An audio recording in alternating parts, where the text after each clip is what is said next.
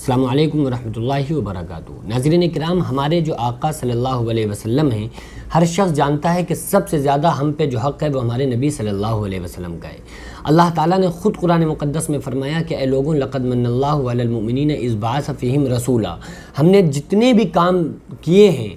زمین آسمان چاند سورج ستارے جو کچھ بنایا ہے، لیکن سب سے زیادہ اگر ہم نے تم پر کوئی احسان کیا ہے تو وہ یہ کیا کہ ہم نے تم میں اپنے محبوب کو مبعوث فرمایا۔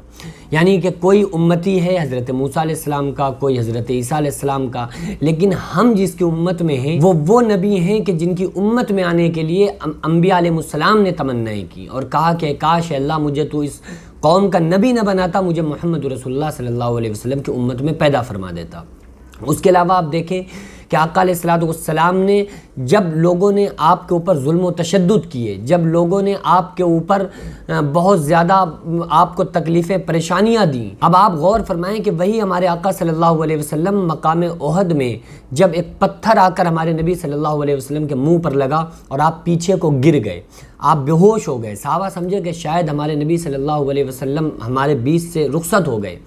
لیکن آقا علیہ السلام جیسے ہی ہوش میں آئے تو صحابہ نے عرض کیا کہ یا رسول اللہ صلی اللہ علیہ وسلم، ان بدبختوں کے لیے اب آپ بددعا فرما دیں کہ اللہ انہیں ہلاک کر دے۔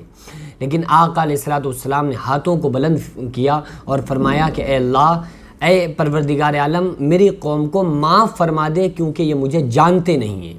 طائف میں پتھر مارنے والوں کو آپ صلی اللہ علیہ وسلم نے دعائیں دیں، بہرحال آپ نے کبھی کسی کو بد دعا نہیں دی۔ لوگوں نے بہت زیادہ آپ کے اوپر ظلم و ستم کیے، لیکن آپ نے کبھی اس کو بد دعا تک نہیں دی۔ ہم اس نبی صلی اللہ علیہ وسلم کے ماننے والے ہیں جن کا سب سے زیادہ ہماری جانوں پر حق ہے۔ آقا علیہ السلام نے فرمایا کہ تم میں سے کوئی شخص اس وقت تک ایمان والا نہیں ہو سکتا جب تک کہ میں اس کی نگاہ میں اس کے باپ، بیٹے، خاندان سے زیادہ، خود اس کی جان سے زیادہ محبوب نہ ہو جاؤں۔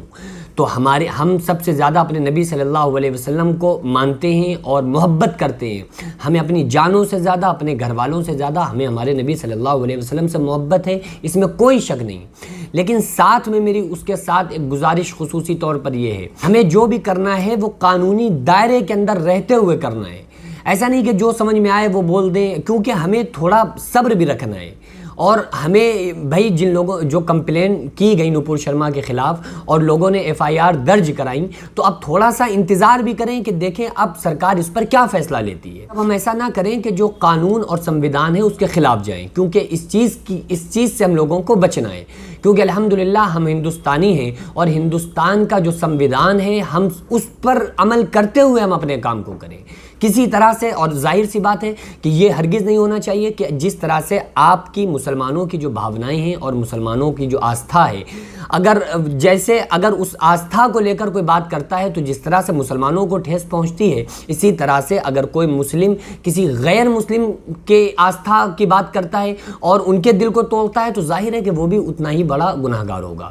اسلام ہمیں اس چیز کی اجازت بھی نہیں دیتا ہے کہ آپ کسی کی آستھا کو لے کر بات کریں، اور الحمدللہ مسلمان کرتے بھی نہیں ہیں۔ لیکن میری گزارش یہ ہے کہ پوری طرح سے سنویدھان اور قانون کے دائرے میں رہتے ہوئے ہم اپنے کاموں کو کریں، ہم اس دائرے سے ہرگز باہر نہ نکلیں، اور اللہ تعالیٰ سے دعا کریں کہ اللہ تبارک و تعالیٰ ہمارے اس پیارے ملک ہندوستان میں امن و امان قائم فرمائے، شانتی قائم فرمائے۔